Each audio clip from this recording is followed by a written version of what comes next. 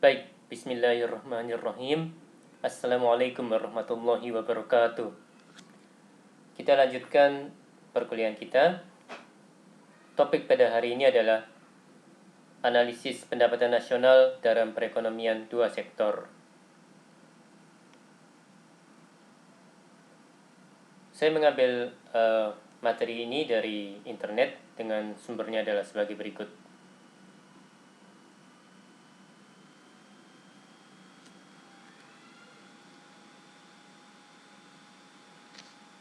Baik, ada beberapa topik yang akan insya Allah kita akan bahas pada hari ini.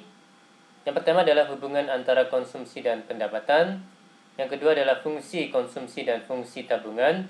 Yang ketiga, investasi dan fungsi investasi.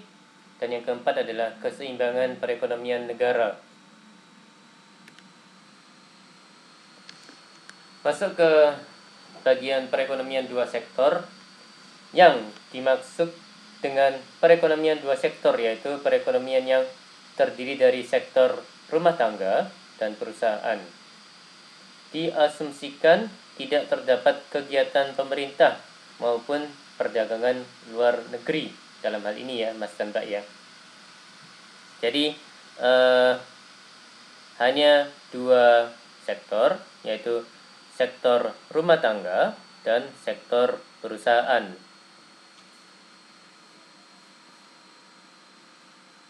Ya, alirannya bisa dilihat di gambar ini ya, Mas dan Mbak ya.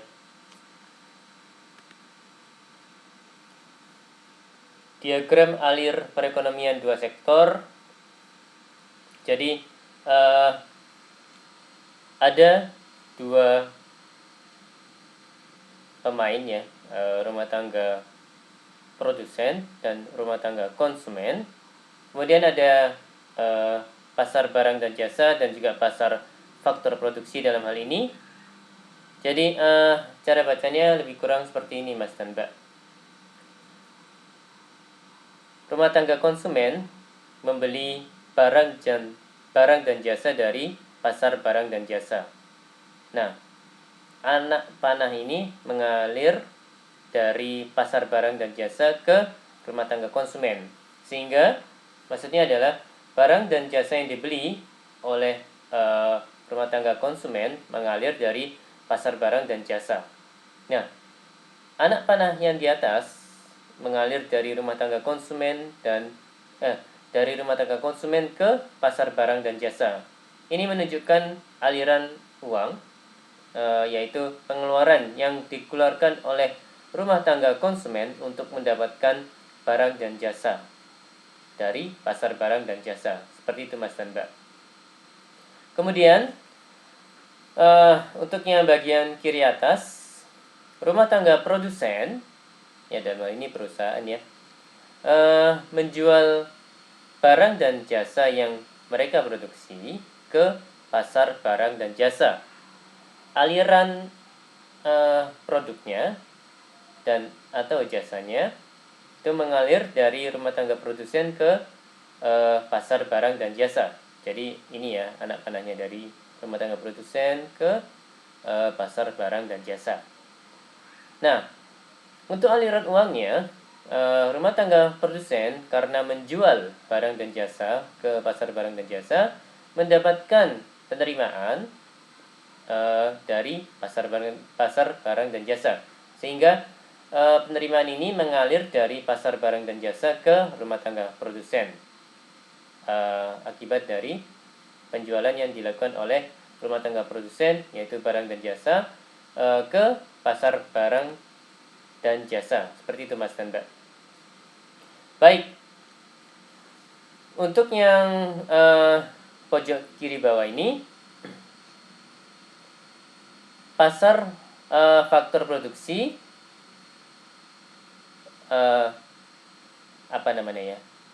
menjualkan faktor-faktor produksi ke rumah tangga produsen.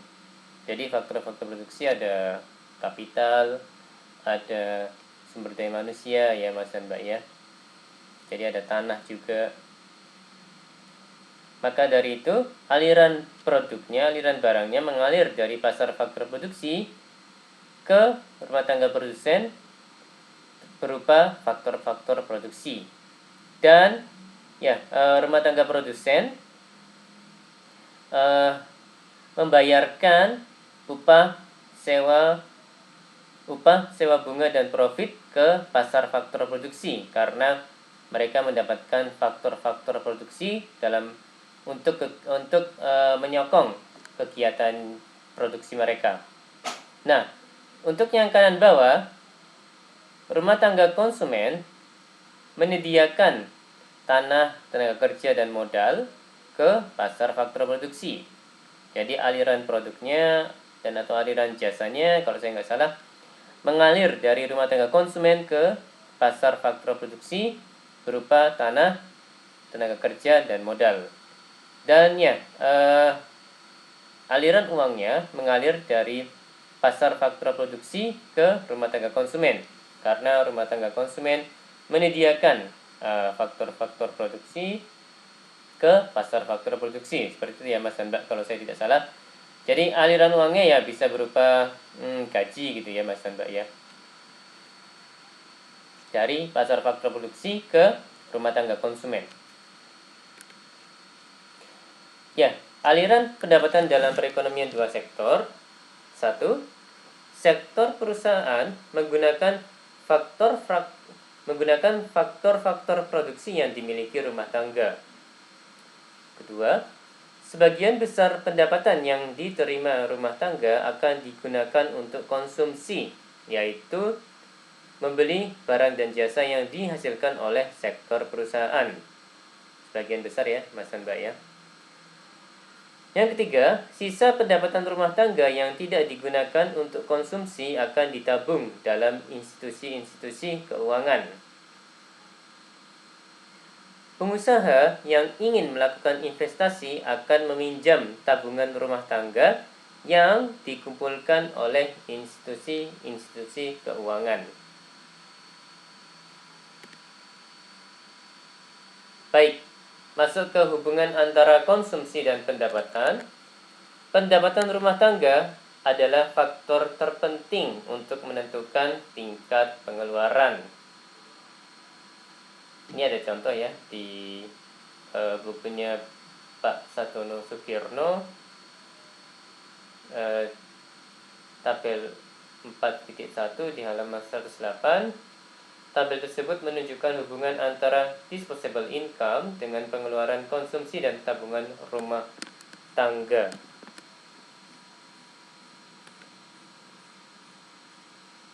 Pendapatan, konsumsi, dan tabungan. Jadi pendapatan disposable YD. Kemudian yang tengah ini pengeluaran konsumsi C. Dan yang berikutnya yang sebelah kanan adalah tabungan S. Save ya. Oke. Ya. Ini sepertinya menjelaskan tabel yang sebelum ini. Pada pendapatan yang rendah, rumah tangga mengambil tabungan. Ini berarti rumah tangga harus menggunakan harta atau tabungan masa lalu untuk membiayai konsumsi. Kenaikan pendapatan menaikkan pengeluaran konsumsi. Sisa pertambahan pendapatan ditabung. Pada pendapatan yang tinggi, rumah tangga menabung. Ya masuk akal ya. Setelah dikurangi dengan konsumsi, masih ada sisa dari gaji atau pendapatan yang diterima, maka bisa dipakai untuk menabung. Seperti itu ya Mas dan Mbak ya. Oke, masuk ke kecondongan mengkonsumsi. Kecondongan mengkonsumsi marginal atau MPC merupakan perbandingan di antara pertambahan konsumsi atau delta C yang dilakukan dengan pertambahan disposable income atau delta YD yang diperoleh.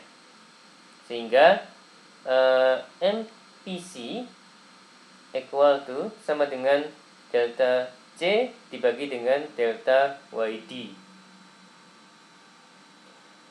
kecondongan mengkonsumsi rata-rata atau APC merupakan perbandingan di antara tingkat konsumsi C dengan tingkat disposable income YD. Jadi ditulis APC sama dengan C dibagi dengan YD atau YD ya Mas dan Mbak ya. Ya, ini masih memakai bukunya Pak Sadono Sukirno. Contohnya bisa dilihat di tabel 4.2 halaman 110.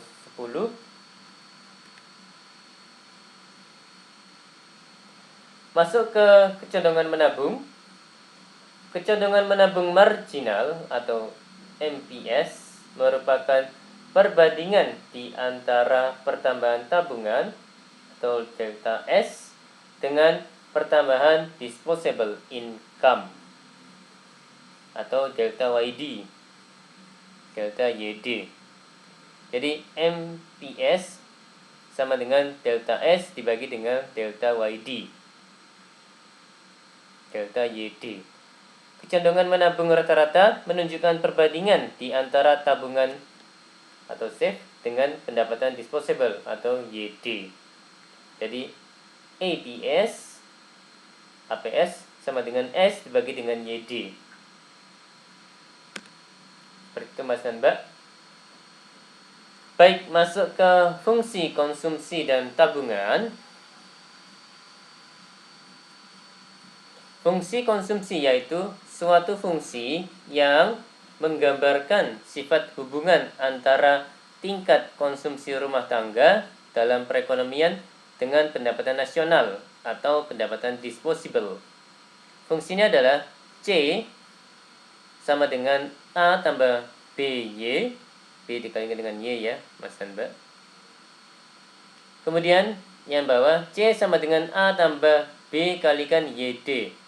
Seperti itu Mas dan Mbak, di mana A merupakan konsumsi rumah tangga saat pendapatan nasional sama dengan 0.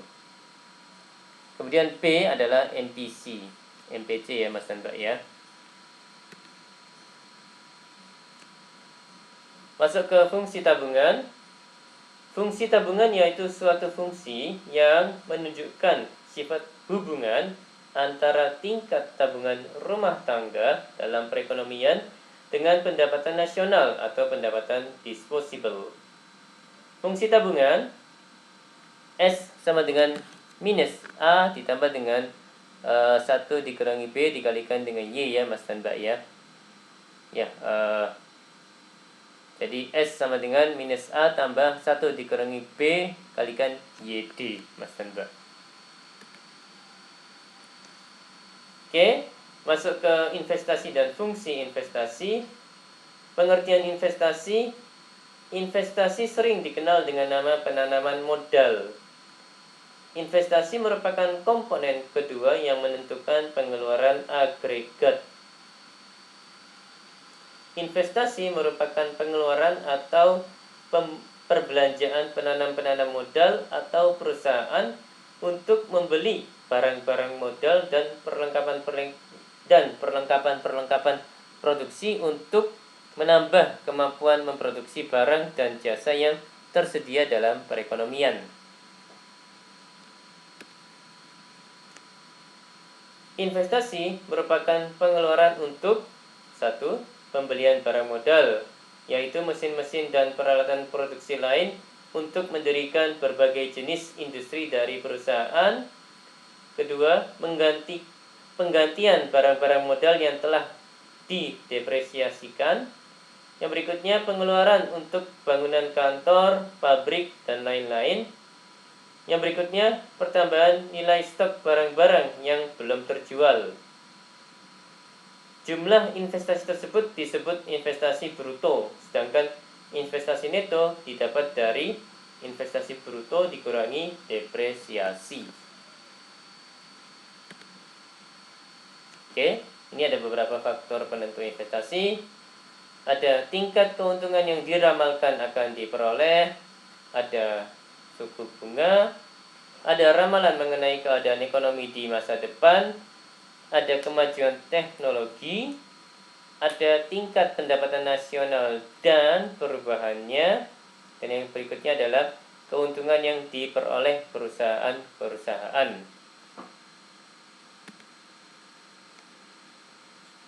Oke, fungsi investasi merupakan fungsi yang menunjukkan hubungan antara tingkat investasi dan tingkat pendapatan nasional. Fungsi investasi otonomi merupakan investasi yang besarnya tetap atau jenis investasi yang tidak terpengaruh dengan besarnya pendapatan.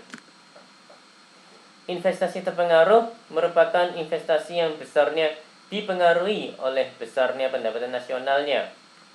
Semakin tinggi pendapatan nasionalnya, semakin tinggi investasinya. Oke, masuk ke keseimbangan perekonomian negara. Dalam perekonomian dua sektor, keseimbangan perekonomian negara tercapai apabila 1. Ketika pendapatan nasional sama dengan konsumsi dan investasi. Kalau ditulis Y sama dengan C plus C ditambah I ya, Mas dan Mbak. Kemudian yang kedua, investasi sama dengan tabungan, yaitu I sama dengan S. Ya, ini ada contoh angka keseimbangan pendapatan nasional dalam triliun rupiah.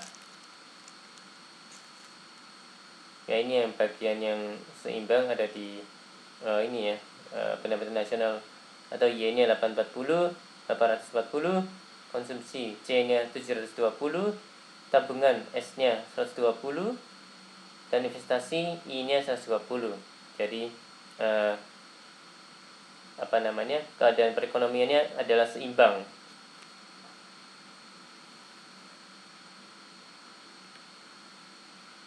Oke, ini pendekatan aljabar.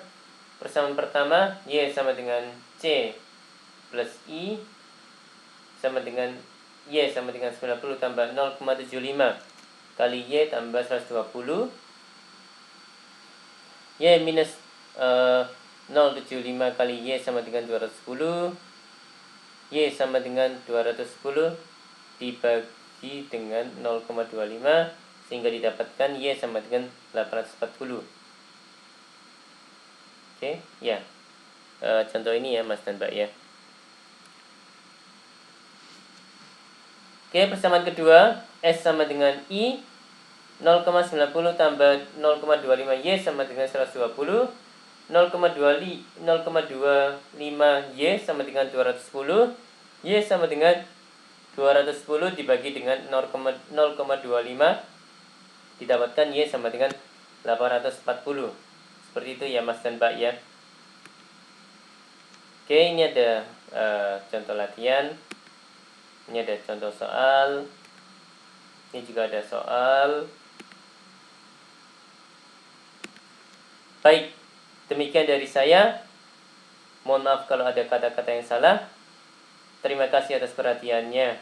Wassalamualaikum warahmatullahi wabarakatuh.